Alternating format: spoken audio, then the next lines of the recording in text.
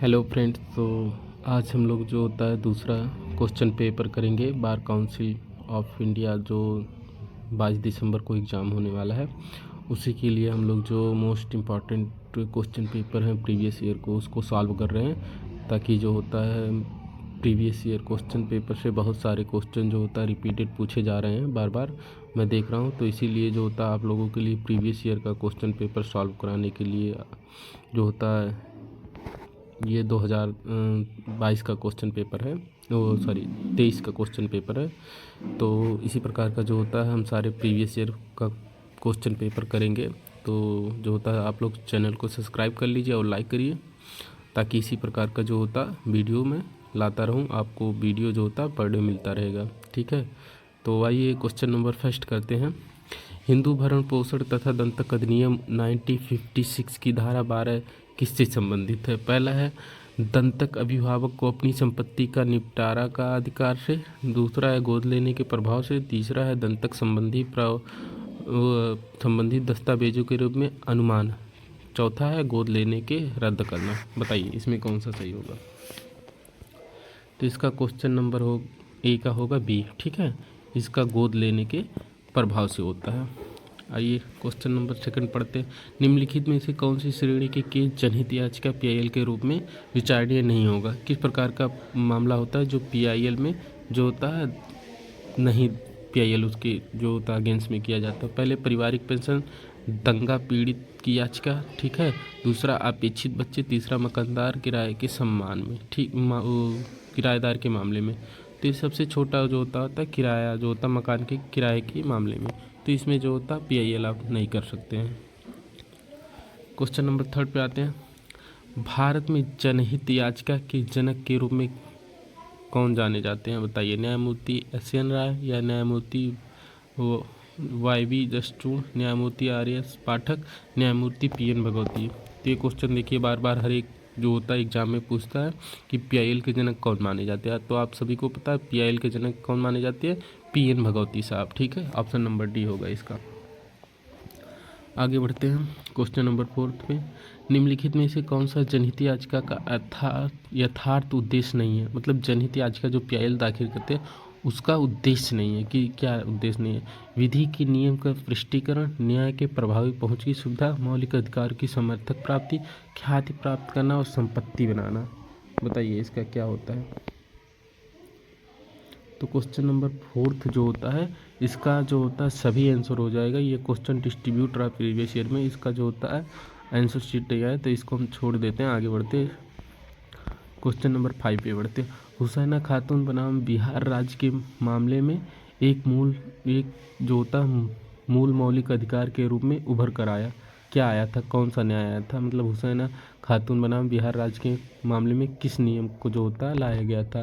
त्वरित न्याय का सिद्धांत, स्वच्छा वातावरण का अधिकार, निःशुल्क कानूनी सहायता का अधिकार, या इसमें से कोई नहीं? बताइए। तो इसमें लाया गया था त्वरित न्याय का अधिकार, हुसैना आरा खातून बनाम बिहार राज्य के मामले में। ठीक है, option number A. Question number 5 पे बढ़ते हैं। निम्नलिखित में से कौन सी याचिका सार्वजनिक पद को हड़पने के विरुद्ध जारी की जा सकती है? ठीक है, बताइए। परमादेश, उत्प्रेषण या अधिकार अपेक्षा याचिका या प्रतिषेध? बताइए। तो किसी भी पद को हड़पने के लिए, क्योंकि उसका पद है, उसका अधिकार है, तो इसका क्या हो जाएगा? ऑप्शन नंबर सी, अधिकार अपेक्षा याचिका। ठीक है, ये जारी होता है। क्वेश्चन नंबर 7 बढ़ते।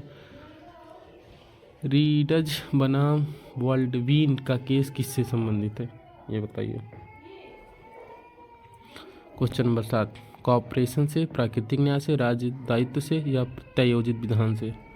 तो इसका जो होता है ऑप्शन नंबर बी है, प्राकृतिक न्याय से। ठीक है, नेचुरल जस्टिस से ये केस संबंधित है। क्वेश्चन नंबर 8 पढ़िए। ऑडिट अल्ट्रम पार्टम का अर्थ क्या होता है? ठीक है, व्यक्ति को सुने बिना उसे दोषी नहीं ठहराया जा सकता। एक निर्णय के प्राधिकरण को सकारण आदेश आवश्यक देना चाहिए। कोई भी व्यक्ति अपने अभियोग में न्यायाधीश नहीं हो सकता। किसी को भी न्यायालय से डरना नहीं चाहिए। इसका क्या होता है? तो इसका होगा ए, किसी भी व्यक्ति को बिना सुने उसे दोषी कभी नहीं ठहराया जा सकता। ठीक है, इसका अर्थ होता है। क्वेश्चन नंबर 9 पे बढ़ते हैं। अपनी नियम बनाने की शक्ति का प्रयोग करते हुए, ठीक है, किस अधिनियम के अंतर्गत बार काउंसिल ऑफ इंडिया द्वारा नियम बनाए गए हैं? आप सभी को पता है बार काउंसिल ऑफ क्या होता है, 1961 अधिवक्ता अधिनियम है, इसका ऑप्शन सी हो गया।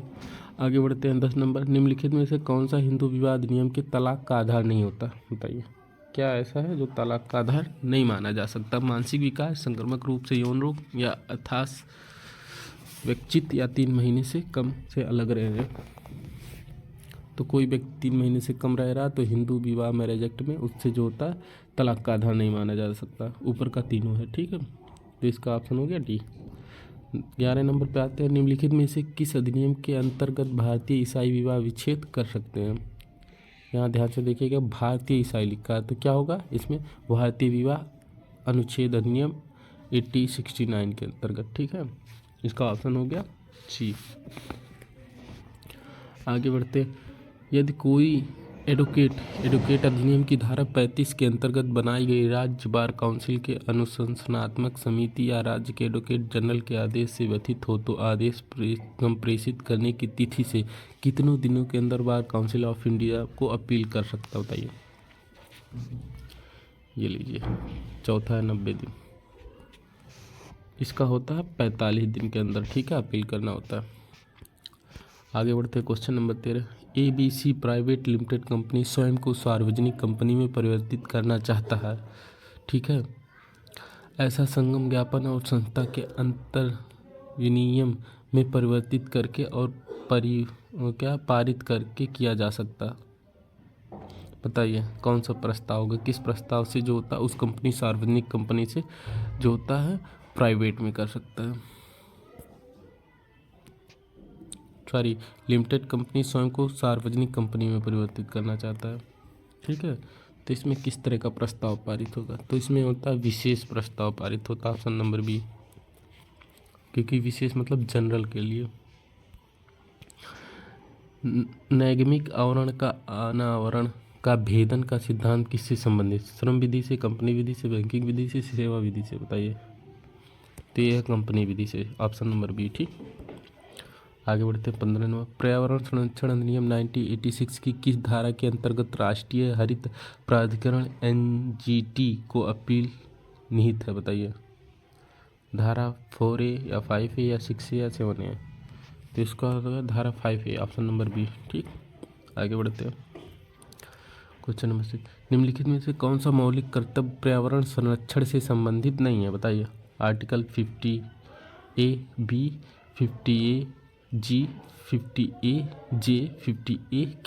बताइए इसमें से कौन सा होगा? तो इसका होगा 50A G होगा, ठीक, ऑप्शन बी। 17 नंबर पे आते हैं, श्री ए जो नियंत्रक या निर्णय ऑफिसर के आदेश से पीड़ित था, उसके साइबर अपीलीय ट्रिब्यूनल न्यायाधिकरण को एक अपील की बाद में साइबर अपीलीय ट्रिब्यूनल के आदेश से पीड़ित श्री ए किस न्यायालय में अपील कर सकता? बताइए, किसी भी जिला न्यायालय में, या उच्च न्यायालय में, या केवल उच्च न्यायालय में, या केवल उच्चतम न्यायालय में? तो आप सभी को पता है अपील जो होता है सुप्रीम कोर्ट या तो हाई कोर्ट होगा, तो प्रायोरिटी क्या होती है, पहले आप हाई कोर्ट में करिए, ठीक है, केवल उच्च न्यायालय में, और इसका ट्रिब्यूनल का उच्च न्यायालय में ही होता है। 18 नंबर पे बढ़ते हैं, क्वेश्चन नंबर 18 क्या कह रहा है, श्री एक्स जो श्री वाई एक प्रवर्तक द्वारा इलेक्ट्रॉनिक रिकॉर्ड को प्राप्त करने के लिए आश्रित है, IT अधिनियम के अंतर्गत जाना जाएगा, क्या जाना जाएगा? मध्यस्थम, प्रवर्तक एजेंट, या प्राप्तकर्ता, या मुख्य धारक? तो इसका क्या होगा बताइए जल्दी। तो इसका होगा प्रवर्तक एजेंट, ऑप्शन नंबर बी। 19 पे आते हैं, ट्रेड यूनियन के पंजीकरण के लिए आवश्यक न्यूनतम सदस्य कितना होना चाहिए? सदस्यों की संख्या न्यूनतम कितनी होनी चाहिए ट्रेड यूनियन पंजीकरण के लिए? बताइए।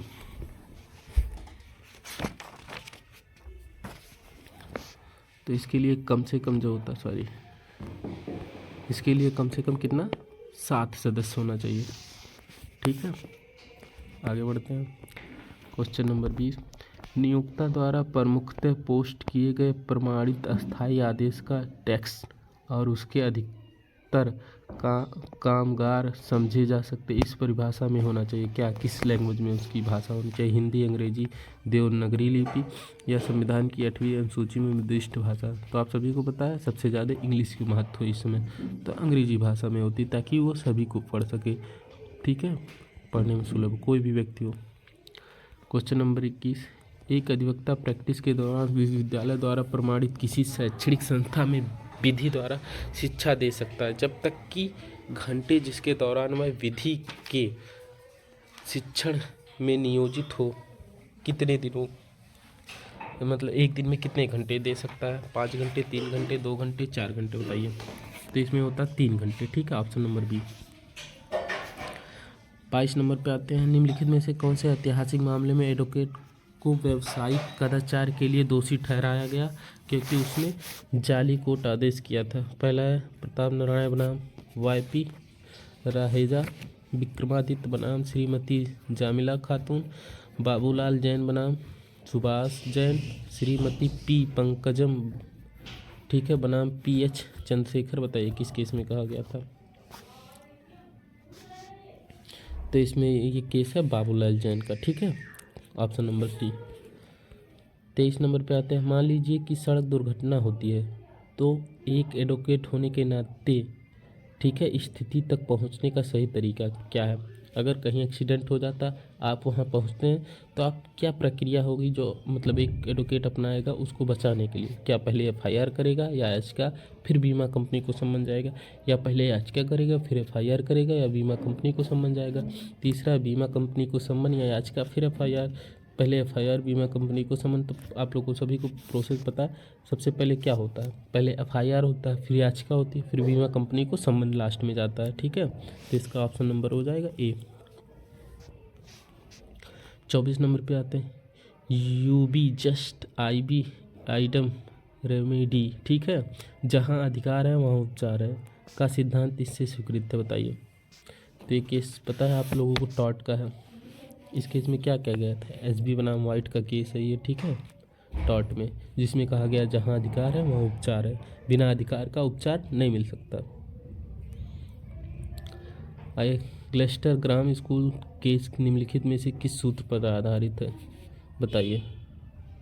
तो यह केस डायनामाइन इंजूरिया पे आधारित है, ठीक है।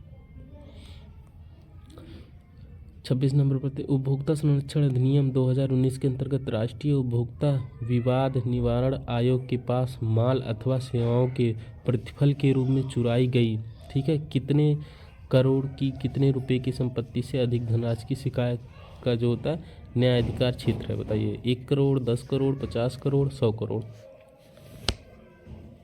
बताइए इसका। तो इसका ऑप्शन है 10 करोड़, ठीक है, 10 करोड़ की संपत्ति होगी तो आप जा सकते हैं। सॉरी, 27 नंबर पे आते हैं। 27 नंबर क्या है? उपभोक्ता संरक्षण अधिनियम 2019 की धारा 41 के अंतर्गत जिला आयोग के आदेश से अपील हो सकती है कहाँ? राज्य आयोग में, उपभोक्ता प्राधिकरण, राष्ट्रीय आयोग या उच्च न्यायालय? तो ये होता है राज्य आयोग में, ऑप्शन नंबर ए, ठीक। 28वें, एक व्यक्ति के लिए पिछले किसी भी वर्ष में भारत का निवासी माने जाने के लिए क्या शर्त होती है? बताइए आप लोग। 100 जो होता है 182 दिन से अधिक भारत में रहा, 180 दिन से भारत में अधिक रहा हो, 181 दिन से अधिक भारत में रहा है, 360 दिन। तो ये पता है आप लोगों को, ए होगा, 182 दिन से अधिक भारत में रहा हो पिछले वर्ष से, ठीक है। 29 नंबर, श्री कपूर ने जनवरी 2021 में 80 लाख में एक आवासीय मकान क्रय किया। उन्होंने यह मकान अप्रैल 2022 में 96 लाख में बेच दिया। इस मामले में आवासीय मकान के विक्रय से प्राप्त लाभ 14 लाख पर कर निम्नलिखित में से किस शीर्षक के अंतर्गत वसूल किया जाता है? बताइए। पूंजी लाभ से, या मकान संपत्ति के आय से, वह या पैसे के लाभ से प्राप्त आय, या अन्य स्रोतों से? तो इसका होता है कैपिटल गेन, पूंजी लाभ। पता है आप लोगों को, कोई मकान जब ले लेता है किसी का, ठीक है, उसमें अगर कोई संशोधन करके कोई इनकम का स्रोत जो मतलब जहाँ से आ रहा है अगर उससे कमा रहा है तो ये कैपिटल गेन माना जाता है, ठीक। इसका फर्स्ट हो गया। 30 नंबर पे आई, एक व्यक्ति जिसे फैक्ट्री अधिनियम 1948 के अंतर्गत फैक्ट्री के सभी मामलों में सर्वोच्च नियंत्रण प्राप्त है, क्या कहलाता है? अधिभोगी या प्रबंधक निर्देश या अध्यक्ष या प्रबंधक, बताइए। तो इसका ऑप्शन होगा ये, अधिभोगी कहलाता है। ठीक, आपको पेशरी 31 का क्या है, यदि फैक्ट्री 1000 से ज़्यादा कामगारों को नियोजित करती है तो उन्हें निर्धारित कर्तव्यों को कार्यान्वित करने के लिए अर्हता प्राप्त है।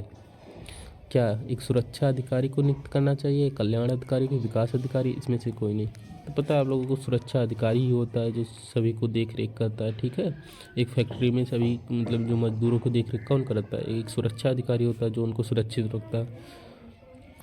32 नंबर पे आते हैं, बी जो एक समाचार पत्र का मालिक है, ठीक है, पेपर में ए की विनती पर सी पर एक अपमान लेख प्रकाशित करता है और ए प्रकाशन के परिणामों और उसके संबंध में सभी लागतों और नुकसानों के विरुद्ध बी को क्षतिपूर्ति के लिए सहमत होता है। सी ने बी पर मुकदमा दायर किया और उसे नुकसान क्या है, नुकसान चुकाना है और खर्च भी उठाना है। भारतीय संविधान अधिनियम 1872 की धारा 224 के आलोक में निर्णय दीजिए, बताइए, निर्णय कीजिए क्या होगा।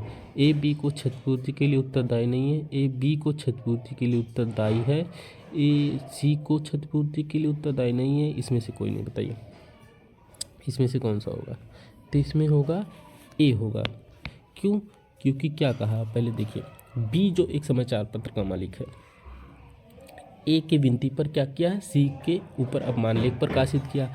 अब ए उसके प्रकाशन के बाद में जो परिणाम आया उसके संबंध में सभी लागतों और नुकसान को क्या किया, बी को पे कर दिया, सहमत हो गया। और सी ने क्या किया है, बी पर मुकदमा दायर किया, उसे नुकसान चुकाना है और खर्च भी उठाना है। तो भारतीय क्या होगा, क्योंकि ए के कहने पे बी ने किया था, बी को तो ए ने पूरा पेमेंट कर दिया और जब बी ने सी को कर दिया, ठीक है, तो कोई बात ही नहीं रही, यहाँ कोई क्षतिपूर्ति नहीं। ठीक है, जब सबको ए ने बी को किया ताकि बी सी को क्षतिपूर्ति जो उसको हुआ लाश उसको दे दे, तो इसमें क्षतिपूर्ति का उत्तरदायी कोई नहीं होगा, ना ए होगा ना बी होगा।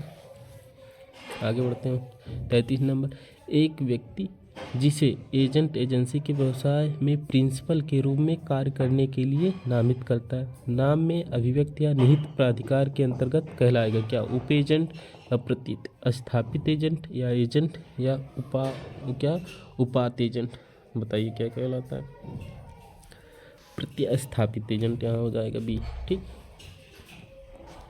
आगे बढ़ते हैं, 34 नंबर, एक निषेधाज्ञा सुनवाई के दौरान वाद की योग्यता पर की गई हो तभी डिक्री उसे मान्य जोता कर सकता है और प्रतिवादी शाश्वत रूप से अधिकार के समर्थन से या कार्य की स्वीकृति से को लागू कर सकता है जो वादी के अधिकार से विपरीत हो सकता है। क्या अस्थाई या चिरास्थाई या अस्थाई और चिरास्थाई दोनों, इसमें से कोई नहीं, बताइए। 34 नंबर का क्या होता है, टेम्परेरी इंजंक्शन होता है, अस्थाई आदेश। ठीक, आगे बढ़ते हैं, 34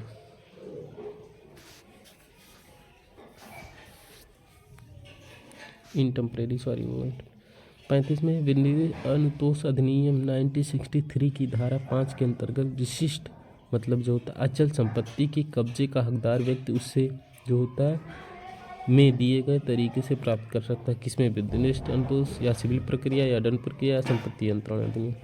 तो ये होता है सिविल प्रक्रिया है। किसी भी अचल संपत्ति के कब्जे के लिए जो होता है, आपको पता है कि आप सीपीसी जो होता है, ठीक है, किसी के कब्जे से कोई भी संपत्ति में कब्जे से अगर कोई डिस्ट्रीब्यूट है तो हम कौन सा जो होता है जो अपनाते हैं कानून, सीपीसी के अंतर्गत जाते हैं। 36 है, जहां बंधककर्ता बंधित संपत्ति का कब्जा बंधकदार को प्रदान करता और जब तक बंधक राशि अदा न कर दे तब तक उसके स्वामित्व के लिए और ब्याज के बदले में या बंधक राशि की अदायगी में किराया या संपत्ति से अर्जित लाभ प्राप्त करने के लिए उसे प्राधिकृत करता है या लेन देन कहलाता है। किस तरह का लेन देन, क्या सशर्त बंधक, इंग्लिश बंधक, सादा बंधक, भोग बंधक, किस तरह का बंधक होता है। क्योंकि एक व्यक्ति दूसरे व्यक्ति को कोई चीज़ देता है तो किस लिए देता है, भोगने के लिए ना, तो ये भोग बंधक होता है।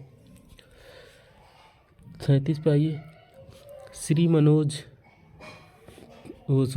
श्री मनजोतमय सिंह ट्रेडर्स में से श्री मनजोतमय सिंह ट्रेडर्स से माल आपूर्ति करने वाला ट्रेडर्स है। फर्म का अफसर दिल्ली में है, जबकि गोदाम क्रमशः उत्तर प्रदेश, पंजाब और जम्मू कश्मीर में स्थित है। सिंह ट्रेडर्स ने वर्तमान वित्तीय वर्ष के दौरान विभिन्न राज्यों में निम्नलिखित अंतर राज्य आपूर्ति की, बताइए। दिल्ली कर योग्य आपूर्ति, या पंजाब कर आपूर्ति, या उत्तर प्रदेश क्या है कर योग्य और मुक्ति आपूर्ति, ठीक है, या जम्मू कश्मीर राज्य कर योग्य मुक्ति आपूर्ति, ठीक है। जो बताइए कौन सा है, कहाँ कर सकता है, तो वो दिल्ली या पंजाब दोनों में दिल्ली, उत्तर प्रदेश या जम्मू राज्य कहीं भी कर सकता है, ठीक है। इसका ऑप्शन होगा, क्योंकि तीनों जगह दिल्ली में उसका कारोबार है, उत्तर प्रदेश में और जम्मू कश्मीर में उसका वो है, ठीक है, काम चल रहा है, तो कहीं भी कर सकता है। सीपीसी का आप लोगों को पता है, सीपीसी में बताया गया कि जहाँ निवास करता है, यहाँ जहाँ उसको कारोबार चलता है, उस में से किसी भी स्थान पे जो होता है सूट फाइल किया जा सकता है, ठीक। आइए बताइए 38 नंबर, वर्तमान में किसी भी नियमित करदाता के लिए प्राथमिक जीएसटी स्लैब क्या है, जीएसटी स्लैब क्या है, तो ये तो सभी को पता है, 0%, 5%, 12%, 18%, 28%, ऑप्शन नंबर सी, ठीक। आगे बढ़ते हैं 39, निम्नलिखित में से कौन सा प्रक्रम विलेख अधिनियम 1881 के अंतर्गत परिभाषित प्रक्रम विलेख नहीं है, तो बताइए। वचन पत्र भी होता है इसमें, ये भी इसमें डिफाइंड किया गया, परिभाषित, ये भी चेक, बिलिंग को नहीं किया गया, तो इसका आंसर क्या हो जाएगा, बिलिंग, ऑप्शन डी, ठीक है। 40 आते हैं, भूमि अधिग्रहण, पुनर्वास और पुनर्स्थापन में उचित मुआवजा और पारदर्शिता के अधिकार अधिनियम 2013 के अनुसार निम्नलिखित में से किस उद्देश्य के लिए समुचित सरकार भूमि अर्जित कर सकती है। पहला, संघ के नौसेना, सैन्य, वायुसेना या सशस्त्र बलों का संबंधित मानसिक योग्यता उद्देश्य हेतु, या जल एकीकरण और जल संरक्षण रचनाओं व स्वच्छता की परियोजनाओं के लिए, या परियोजनाओं से प्रभावित परिवार के लिए, या खेल, स्वास्थ्य देखभाल, या प्रवासन, परिवहन या अंतरिक्ष कार्यक्रम के लिए, परियोजना के लिए, बताइए। इसका पढ़ लीजिए एक बार आप लोग, क्वेश्चन नंबर 40 पढ़ लीजिए एक बार ध्यान से, फिर बताइए। क्वेश्चन नंबर 40, तो इसमें सभी का, ठीक है, ऑप्शन नंबर डी होगा, सभी होगा इसमें। आते हैं 41 नंबर पे, भूमि अधिग्रहण, पुनर्वास और पुनर्स्थापन में उचित मुआवजा और पारदर्शिता के अधिकार अधिनियम 2023 के अंतर्गत विशिष्ट व्यक्ति का तात्पर्य क्या है, किन व्यक्तियों के अलावा होगा, समुचित सरकार, या सरकारी कंपनी, या समुचित सरकार, या सरकार द्वारा नियंत्रित, या समुचित सरकार द्वारा पूर्ण या आंशिक सहायता प्राप्त व्यक्तियों का संघ या ट्रस्ट या सोसाइटी, या सभी है, तो इसका होगा सभी लोग आएंगे इसमें, ठीक है, ऑप्शन नंबर डी हो गया। 42 पे आते हैं, ट्रेडमार्क अधिनियम 1999 हेतु कौन ट्रेडमार्क का रजिस्ट्रार होता है, बताइए। पेटेंट डिजाइन और ट्रेडमार्क का कंट्रोल जनरल, या कॉपीराइट डिजाइन और ट्रेडमार्क का कंट्रोल जनरल, या पेटेंट डिजाइन और ट्रेडमार्क का डायरेक्टर जनरल, या कॉपीराइट डिजाइन और ट्रेडमार्क का डायरेक्टर जनरल, तो इसका होता है patent design, option number A, patent design और ट्रेडमार्क का कंट्रोल जनरल होता है, ठीक है। इसमें 43 में आते हैं, निम्नलिखित में से कौन सा आईपीआर का प्रकार नहीं है, बताइए। कॉपीराइट, पेटेंट डिजाइन, ऐतिहासिक, तो पता है इसमें जो होता है, क्या पूछा है, प्रकार नहीं है, तो आप सभी को कॉपीराइट भी है, पेटेंट भी है, डिजाइन भी होता है, ये नहीं होता। ऐतिहासिक संकेत नहीं होता है, हिस्टोरिकल इंडिकेशन नहीं होता, इसमें जो होता है जियोग्राफिकल इंडिकेशन होता है, तब सही है, तो इसका आंसर क्या हो जाएगा, इसका आंसर हो जाएगा डी, ऐतिहासिक संकेत नहीं होता, ठीक। 44 पे आते हैं, निम्नलिखित में से किस बात में यह निर्णय किया गया कि अवयस्क की साथ संविदा क्या होता है, शून्य है। कैरिलील बनाम कार्बोलिक स्मोक कंपनी, या चिनैया बनाम रमैया, या मोहरी बीवी बनाम धर्मदास घोष, या हवेस बनाम फेसी, ठीक है। तो आप सभी को पता है इसमें सबसे फेमस क्या होता है, मौर्य बीवी नाम धर्मदास का केस था जिसमें अवैध की, ठीक है, साथ कॉन्ट्रैक्ट किया गया था, संविदा शून्य माना गया था, ठीक है। आगे बढ़ते हैं। 45 नंबर, निर्दिष्ट अंतोष अधिनियम 1963 के अंतर्गत निम्नलिखित में से कौन सा घोषणात्मक डिक्री के संबंध में सही है, बताइए। उपयुक्त अधिनियम की धारा 34 या यह विवेकाधीन प्रकृति का या दोनों, ठीक है, या इसमें से कोई नहीं, बताइए। तो इसका ऑप्शन हो जाएगा सी 34, दोनों है, ठीक है। 46 में आते हैं, निम्नलिखित में से 1985 के कौन से संशोधन अधिनियम के द्वारा दल बदल विरोध कानून भारतीय संविधान में जोड़ा गया, किस अमेंडमेंट द्वारा जोड़ा गया, बताइए।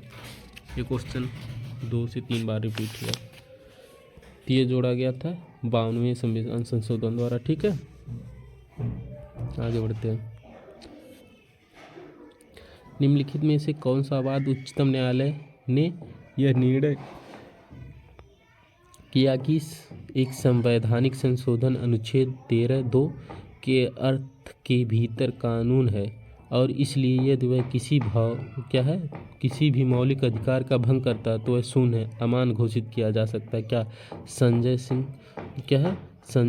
संजन सिंह बनाम राजस्थान राज्य, केशवानंद भारती बनाम केरल राज्य, इंदिरा साहनी बनाम भारत संघ, या गोलकनाथ का केस, बताइए। इसमें किसमें कहा, तो केस बहुत फेमस है गोलकनाथ का, ठीक है, इसमें कहा गया था। अब आते हैं 48 में, भारत के समान नागरिक संहिता क्या, मौलिक अधिकार, राज्य के नीति निर्देशक तत्व, या सरकारी नीति है, संवैधानिक नीति है, बताइए। ये होता है राज्य के नीति निर्देशक तत्व, ऑप्शन नंबर बी, ठीक है।